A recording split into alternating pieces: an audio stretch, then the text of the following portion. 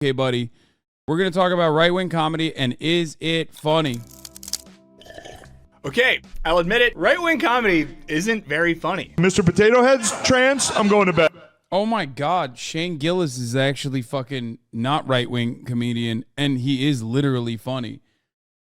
Why did they start with this? Oh no. Saying Shane Gillis is doing right-wing comedy is actually helping the right wing, because he does have a lot of fucking funny sketches. He has a lot of good fucking jokes as well. And also on top of that, like, unless you can make an argument about like him being bad at jokes when he is doing right-wing comedy, then that's fine. But liberal comedy isn't. Yeah, I mean he is that, like, that's him literally joking about fucking people being conservative and like freaking out about Mr. Potato Head being trans. But liberal comedy isn't very funny either. It's hard to be liberal, let's be honest. But my family, man, I love my family. My dad's a hardcore Trump supporter. My brother's a cop. I mean, it's Laugh Factory, automatic L, dude. I mean, fuck, I'm sorry. And my mom's name is Karen. So maybe all political comedy is just bad. This Tuesday, our midterm elections will determine the fate of our democracy, and let's just say, big yikes. Yeah, I mean, look, Shane Gillis, at first, when I watched like the clips of him like doing the Asian jokes or whatever, not funny, straight up, wanna be fucking Nick Mullen, okay? I'll say it like it is. But also, a lot of those fucking jokes, he's just testing out material, not great.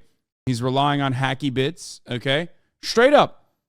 But I would be lying if I told you that he doesn't have fucking banger sketches, which he definitely does, okay? And also on top of that, really funny bits in his stand-up special as well. Like his last stand-up special that was on, you can ban me all you want, but shave your mustache and cut your hair. For God's sake, you were so much better last year. For God's sake? Dude, you're hysterical, brother. Like, I don't understand. I mean, you're out of your fucking mind. Like, I'm not going to ban you, but I probably should because of your own mental health, to, like, preserve your mental health. If this is, like, making you go fucking crazy, and I'm sure this is not your first account, or maybe it is, but, you know, calm down, dude.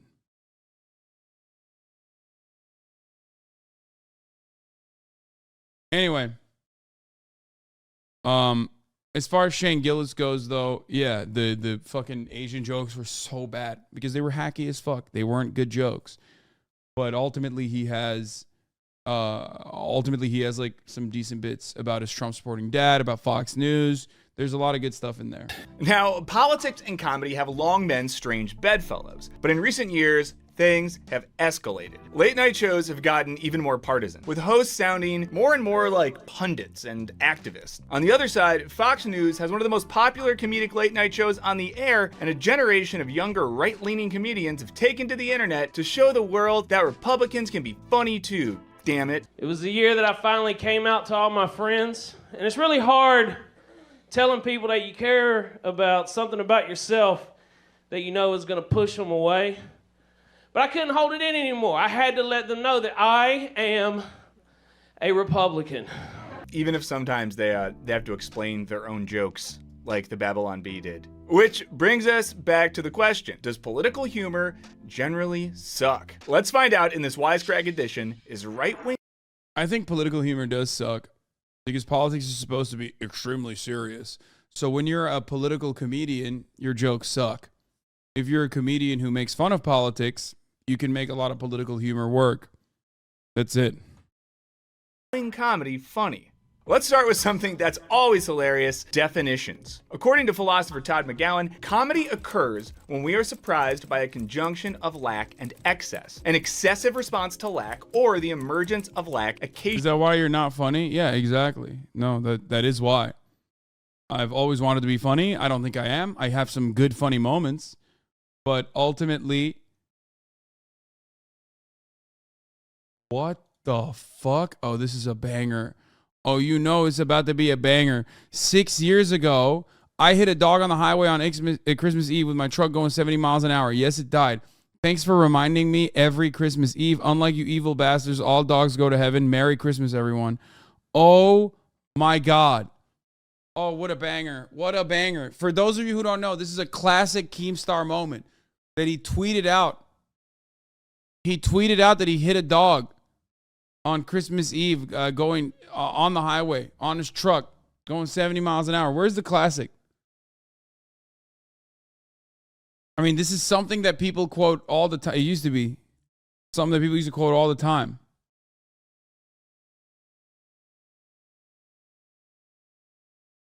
Bro, I'm sorry. Okay.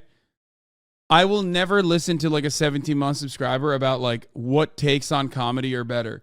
I love Cody, but like you literally said, this 17-minute video from fucking Wisecrack is not good enough. Here's a way better video about conservative comedy, and it's an hour long. Okay? It is 1 hour long. You are fucking crazy, dude. Like, you're a crazy person.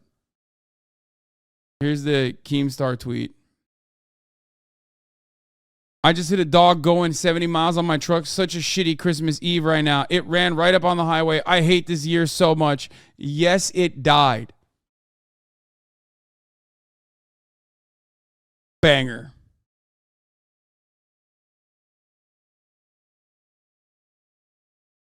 I love Cody. I'm not watching an hour-long video about it. Okay?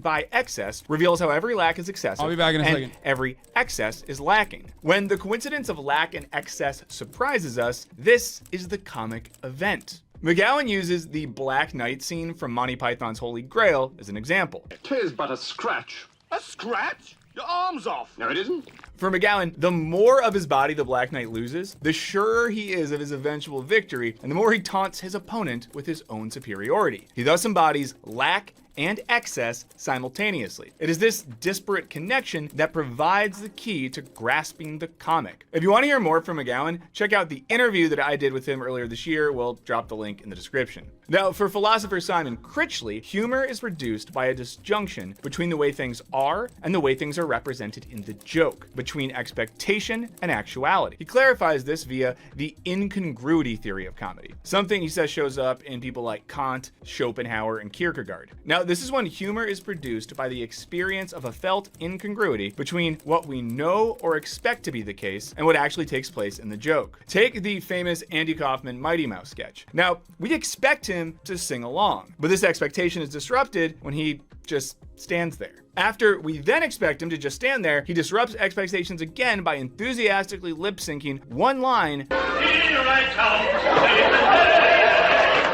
before returning to his awkward repose. But Kaufman, at least in this instance, wasn't making any political point. Now, one of the first bad boys of comedy was Lenny Bruce, whose penchant for political transgression and social critique put him in the literal slammer more than once. This is incidentally way worse than going to Twitter. I hate all of you forcing us to watch philosophy of comedy on Christmas. Y'all are trash.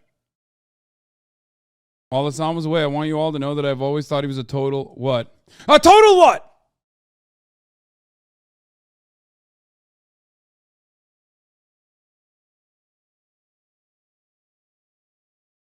I have had so many motherfucking takes on this issue, dude. So many takes.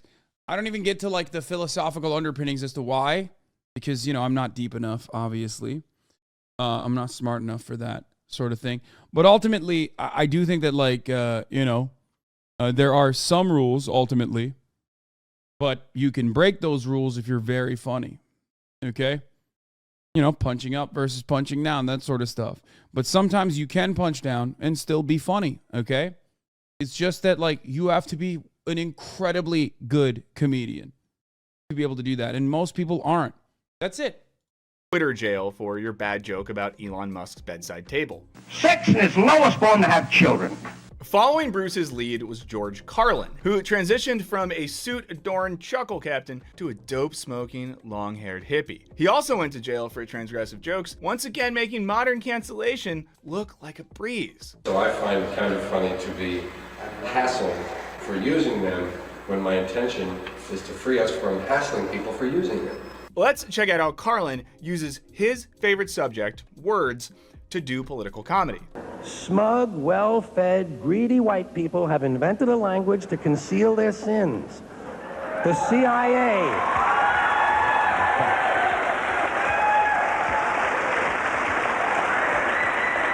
The CIA doesn't kill people anymore, they neutralize someone. Or they depopulate the area. The government doesn't lie, it engages in disinformation. The Pentagon. It's not the Department of War, it's the Department of Defense, which it used to be called. The Pentagon actually refers to and measures nuclear radiation in something they call sunshine units. Israeli murderers are called commandos, Arab commandos are called terrorists. Conservatives refer to the Contra killers as freedom fighters. Well, if crime fighters fight crime and firefighters fight fire, what do freedom fighters fight? Yeah, this clip's great because what you see Carlin doing is using something really straightforward, language, and kind of luring the audience in and using it for a really political purpose. So kind of exposing something excessive contained in the space of language and doing something political. Like you can hear some uncomfortable laughter there. Okay, so were Bruce and Carlin funny? Yeah, of course they were. Now, many have turned them into examples of the... Bro, this is a fucking thing that describes comedy. Okay, guys? Of course it's explaining the joke. This entire video is about explaining the joke. It's going to keep explaining the joke. Yes. A lot of chatters are upset that he's explaining the joke because, what? You watch me, motherfucker. That's all I do. Half the time I ever show a joke on this broadcast, I have to explain it. Okay? Calm down. Comedian philosopher, unafraid to tell the truth even when it ruffles society's feathers, like a cocktail lounge frequenting versions of Socrates. And Carlin is especially revered by both the right and left as a model of a comedic truth teller with no regard for PC culture. According to Critchley, these examples represent true humor, as the jokes change the situation. Tell us. This might be one of the most informative videos for like a neurodivergent audience ever, because like it gives you the footprint on what to laugh, how to laugh at it, and why it's okay to laugh at it. Like this is literally, if there was ever a video that was created that was like a 17-minute format, it is for my neurodivergent audience, that my neurodivergent leftist audience, that refuses to understand what context is, what nuance is, what jokes are, and thinks that laughter is bourgeois decadence. Okay? A small taco. Thank you for the 10 gifted subs. You're a big taco in my heart. Something about who we are and the sort of place we live in, and perhaps indicate to us how it might be changed. And following this, it seems pretty clear that right-wing comedy is absolutely possible in so much as there are several liberal structures deserving of critique, as clearly seen in the HBO series Veep. So what's the difference between Carlin ripping on American culture in the 70s and contemporary comedians taking liberal culture to task? Now, for McGowan, a crucial distinction is that all real comedy has to have an egalitarian spirit that must reveal that the social authority itself is not simply a discursive entity, but necessarily lacking. Which means that comedy should be pointing to the emptiness of dominant social authorities, you know, things like governments and religions. Strange women lying in ponds distributing swords is no basis for a system of government. But according to McGowan, the problem with most comedy is that it hides a secret investment in the wholeness of the authority that it mocks, or in the position excluded from the authority, which means... I'll just say it like this, okay? Right-wing comedy can and often is funny. I do it all the fucking time. It's just like you have to understand that the person delivering the right-wing existence, which is inherently funny, because comedy is about pulling the contradictions out, and conservatives live in a sea of contradictions. You just have to recognize that it's someone who is not right-wing doing it. It's literally like the Cumtown dynamic, I guess, if you want to think about it like that.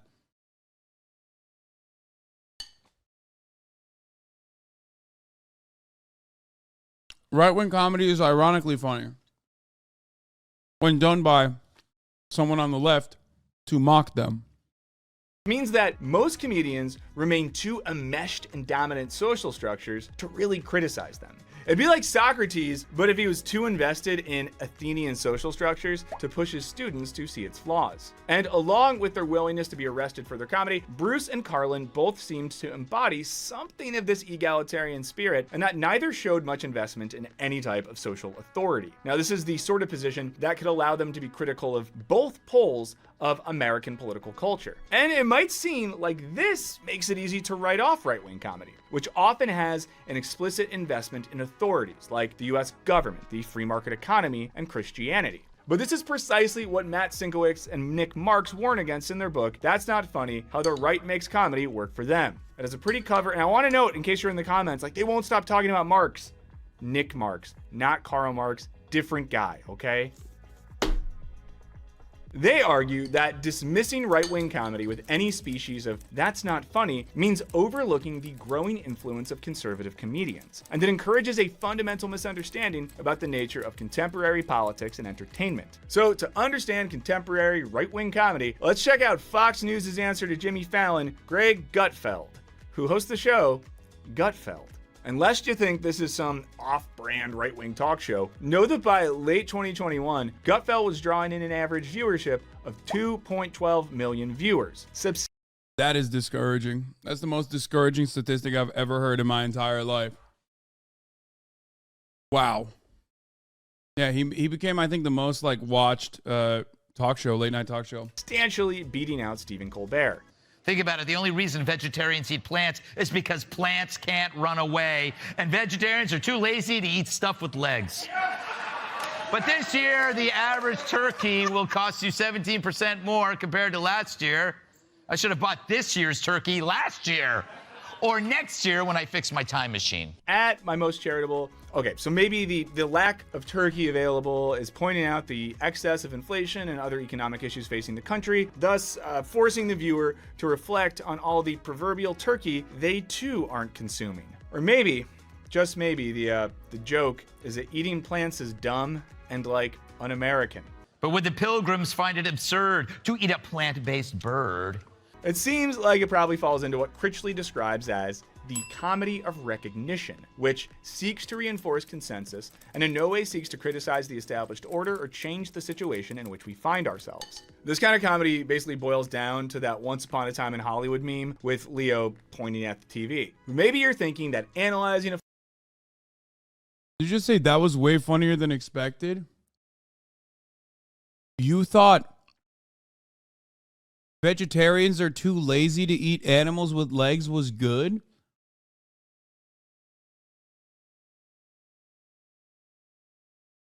Bro, you are worse than every fucking woke scold I've banned in here for crying about a joke. I'm not even kidding. Unironically, that is impressive that you found that to be in any meaningful shape or form funny. That's crazy, bro. That's crazy that you laughed at that. I ban a lot of fucking leftists and liberals in this chat for rad-libbing it up anytime a joke happens and I have to fucking describe it and then they get mad anyway because they didn't understand the context.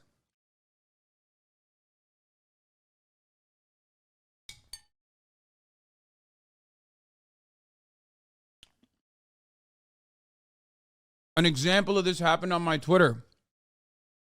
Despite the fact that I've been a, ride or die Megan Thee Stallion fan who also was on the side of justice, there were still some people, that got mad at me for saying Megan Thee Stallion was found innocent of being shot in the foot by Tory Lanez. And people were like, oh, dude, you're so misogynistic. And it's you just didn't understand what I was saying, and now you're just upset at me.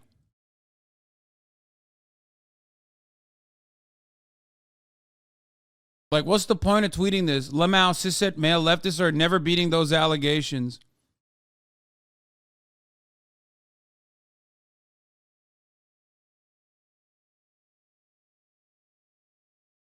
And then when someone calls them out and says yo, you're wrong actually, he's defending Megan Thee Stallion, He was kidding. On a stream, he defended for hours against academics. Just look at his other tweets.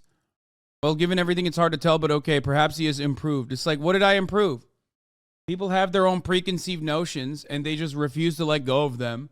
But a lot of people, especially who consider themselves to be on the fucking left, love having this sort of fucking take where it's like, oh, no. You know, you did something. I didn't understand it. So you're at fault somehow. It's very selfish.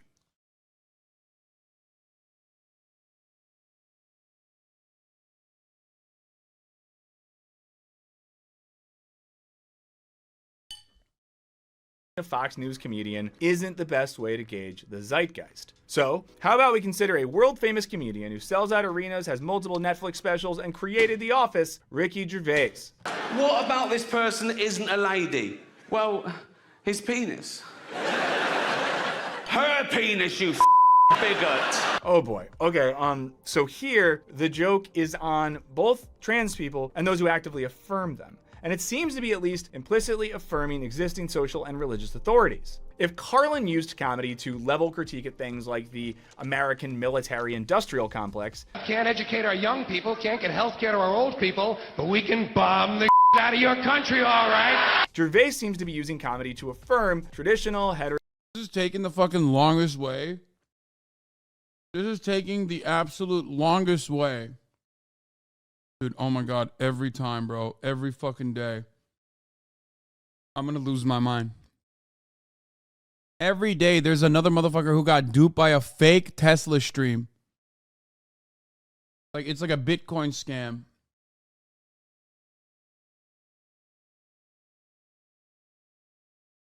Every day, there's like a person in here with 20 months of subscribing to the HasanAbi broadcast. That means like 20 months of fucking avoiding ads at the top of the hour. 20 months of avoiding the ads in the middle of the hour. You know what I mean? The 1 minute ad break. I just ran, by the way. And he still can't fucking avoid fake news, getting fake news.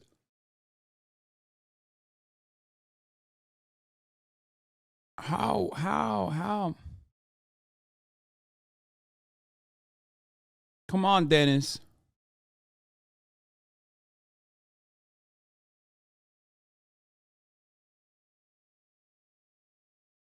Bro, we dumb as fuck. I mean, sure. In my opinion, racism is bad. Oh, dude. No edgy political takes like that. You know what I mean? That's political.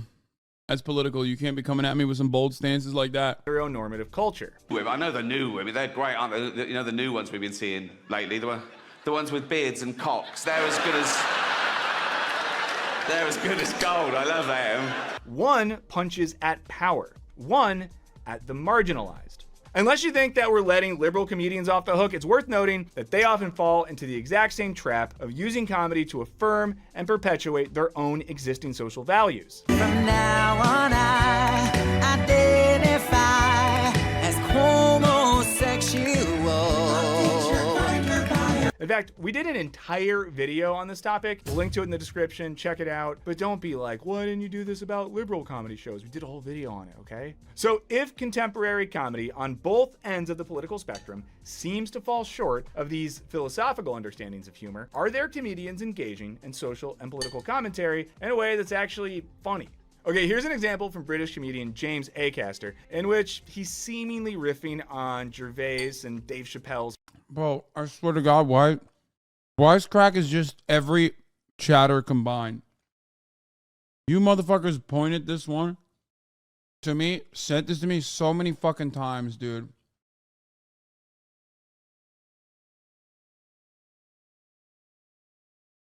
Like, it's crazy. Culture war comedy. That's my job. I'm a stand-up comedian. I'm meant to challenge people. If you don't like being challenged, don't watch my shows. What's the matter, guys? Too challenging for you? Oh, yeah, because you know it's been long overdue a challenge. The trans community. Okay, Agaster hits both sides of McGowan's philosophy of comedy. He points out the lack hidden in the excess of contemporary edgy comedy, i.e. there's nothing challenging about these comedians, and then shows the excessive nature of comedians, people like Gervais and Chappelle, making trans jokes. Agaster is showing how those jokes are a form of reactionary humor, which according to Critchley is not laughing at power, but the powerful laughing at the powerless. There's also lots of right-wing comedy these days aimed at snowflake culture. The idea that millennials and Gen Zers in particular are all real fragile and narcissistic. These guys grew up in a world that's child-proofed and padded. All the dumb ones lived. So is there a way to joke about this phenomenon that isn't kind of judgmental or mean? Well, let's see comedian Patty Harrison give it a go. I feel like, Friend you of know, the I show. just want to be a more honest person, especially in like today's climate. I feel like I don't think people have the bandwidth for fakeness anymore. Here, in talking about something that's pretty absurd, her relationship with a GOAT co-star. Well, Randy didn't have a lot of credits. She's pointing out the ridiculous excess of certain strands of online culture in which banal human emotions and behaviors are described in clinical terms. Here that's, talking about her emotional bandwidth and her high-level narcissism. I didn't even take the time to learn the actor's name, which is like, high spectrum narcissism kind of crap. It's sort of like the TikTok trend where everyone is actually autistic or has ADHD or anxiety or other things that start with A. Doing this is similar to scholar Mary Douglas's claim that a joke is a play upon form that affords an opportunity for realizing that an accepted pattern has no necessity. Harrison's slightly absurdist comedic style is pointing out that an accepted... Everyone wants to be A-worded, dude.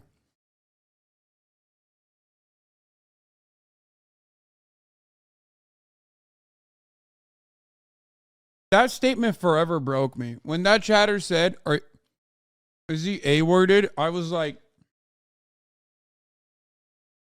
it's done.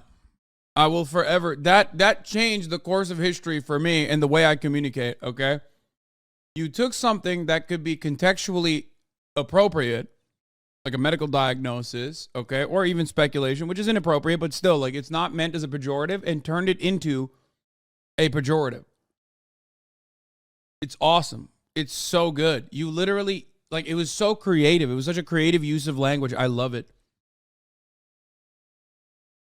Pattern, young people on the internet using clinical terminology to describe normal behaviors is unnecessary and or excessive. But let's get back to our original question. Can political comedy, and especially right-wing political comedy, be funny? Well, according to Senkowitz and Marx, that might not even be the right question. They write, the waving dismissal of right-wing comedy is essentially an act of attempted sorcery, whereby carefully chosen words are supposed to make real-life problems dissolve in a puff of...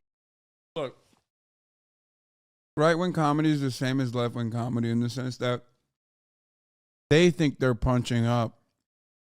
Because in the delusions of grandeur, right-wing motherfuckers do think that trans people have all the gates, control all the keys of power. That's it. But because it doesn't actually happen in the fucking real world, you don't have any legitimate examples to draw on. That's it. If there were better examples to draw on, then they could be technically funny. That's the main point, okay? Like, so right-wing comedy is funny to a right-wing audience as long as they're literally fucking insane and have the same exact kind of mental illness that the comedian has. Which, some people do. So the more that you see that collective mental illness from a larger percentage of the audience that's like ghost hunting, a larger percentage of the fucking populace that is thinking that they're like demon hunters or they're hunting pedophiles, striking at every fucking shadow possible. The more you see people like that, the more the funnier it will get for a lot of people like that. This kind of notion that the LGBTQIA lobby is like controlling everything. That's it. of smoke. In reality, however, this liberal psychological complex only serves to confuse things and obfuscates the diverse ways in which laughter shapes our politics. For these authors, there is a risk in simply defining away right-wing comedy because, like it or not, it exists. Now, this might seem to be in opposition to folks like Critchley and McGowan, who seem to argue that conservative comedy is reactionary, untruth, or inegalitarian. But Sienkiewicz and Marx and these philosophers seem to be saying something similar, and it boils down to how we understand the word conservative. When these philosophers say that conservative comedy is untruth or unfunny or reactionary, they aren't saying that people with right-wing political affiliations are categorically incapable of being humorous. They are, however, saying that when comedians and late-night hosts use... It's so funny to put Shane Gillis on this. Like, it literally makes the right look better. Because, like, he is funny. He's actually funny. He's capable of fucking being funny. So then you unironically turn around and you make it seem like the right do have the capabilities of being funny.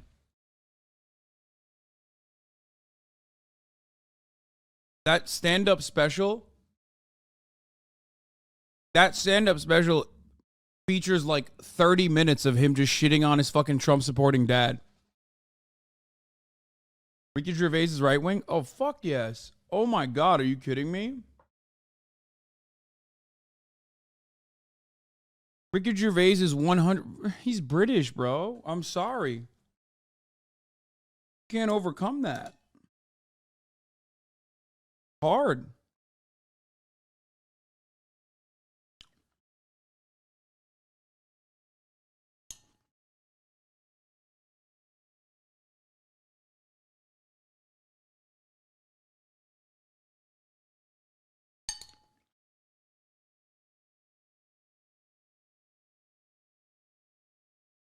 Ricky Gervais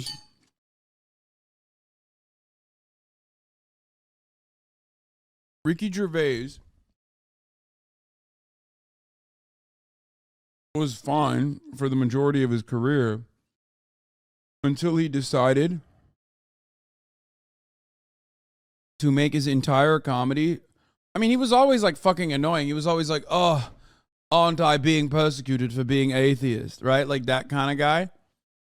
Which is not really that fucking funny, ultimately, unless you agree with it. But he was funny when he was self-deprecating. Not funny when he's fucking shitting on trans people and then turning around and making his entire stand-up special about how cancel culture is so bad, how fucking, trans people are awful, and they're just like taking up all this space, and everybody fucking cares about them, and you're in the... you're in the pocket of big trans, basically. Everyone's in the pocket of big trans. It's like, bro, you're fucking delusional, dog. Use their platforms to either simply prop up systems and figures already in positions of power, what Thomas Hobbes described as sudden glory laughter, or to call for a return to some type of regressive past, what Sienkiewicz and Marx call paleo comedy. They are missing out on what comedy can and should do. And again, the same goes for contemporary liberal political comedy, where it's become increasingly common to get laughs off jokes about how climate change is real and vaccines are good and Biden is daddy. If you answer this first question right, I will hand you $500 in cash. Listen carefully. Will any of you just take the COVID vaccine right now? Anybody? Hell, even historically apolitical comedian John Mulaney ruffled liberal feathers when he gave an SNL monologue that acknowledged that no matter who won the 2020 election, nothing would really change. Or we might have a new elderly man, but just rest assured, no matter what happens, nothing much will change in the United States. The rich will continue to prosper while the poor languish. Seriously, that clip feels so awkward. Everyone's laughing, and then he brings up this kind of harsh truth, and everyone's like, because much like many right-wing comedians, lots of liberals don't want authorities and social structure to be criticized. Or they're social fascists. The more tolerant arm of fascism. That's right. I'm sick and tired of it, dude. Maoist third worldism. Marxist, Leninist, Stalinist, Maoist third worldism. All of the above. For some type of fundamental... Notoriously funny guys.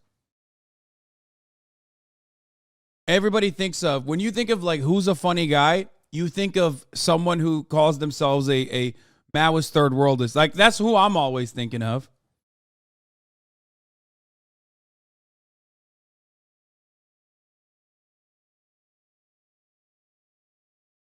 Black. In the case of the Mulaney joke, that voting might be some kind of a sham. This all makes the question less about whether right-wing or left-wing comedy can be funny, and more about the difference between comedy aiming to conserve existing authority and power structures and This guy said British oil spill on my chest. Because I accidentally said keg W in real life. Am I fucked? Yes. It's over. You're done. You need to be institutionalized immediately, okay? Or just keep doing what you're doing, which is like you're slowly but surely going to stop being around human beings because you're now fully a Twitch frog. You don't really need to make any sort of serious change in your life. Going forward, it'll be easier for you to survive because you're going to be inside a lot. comedy willing to question them. And while this doesn't mean that right-wing comedy doesn't exist, it does mean that often this type of comedy just, well, isn't very funny. So why is Twitter causing such emotional strife in the government and in the media? Well, they were the junkies, and their drug dealer just got killed. But what do you all think? Is right-wing comedy capable of being truly transgressive? Are political comedians just telling jokes for people who already agree with them? Let us know what you think in the comments. As always, thank you so much to our Patreon. Another gut buster. That's funny. Clout, let's go. Free clout, baby.